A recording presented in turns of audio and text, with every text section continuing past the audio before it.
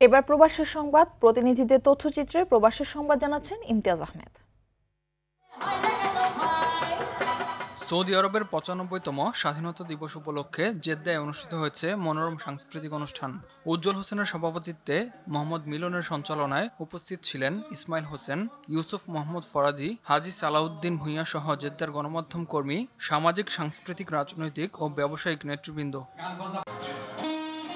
বাংলাদেশের আসন্ন জাতীয় সংসদ নির্বাচন উপলক্ষে কুয়েতে প্রচার প্রচারণা ও আলোচনা সভার আয়োজন করেছে বাংলাদেশ জাতীয়তাবাদী দল বিএনপি কুয়েত শাখা। কুরআন তিলাওয়াতের মধ্য দিয়ে শুরু হয় অনুষ্ঠান। গোলাম কিবরিয়ার সভাপতিত্বে মনিরুজ্জামান মনির ও সোলাইমান পাশার যৌথ সঞ্চালনায় প্রধান অতিথি ছিলেন কুয়েত বিএনপির প্রধান সমন্বয়ক হাজী ইকবাল হোসেন। প্রধান বক্তা ছিলেন কুয়েত বিএনপির সাবেক সাংগঠনিক সম্পাদক শেখ মোস্তফা কামাল। এ সময় প্রবাসীদের মাঝে লিফলেট বিতরণ করা হয়। ইমতিয়াজ আহমেদ, RTV।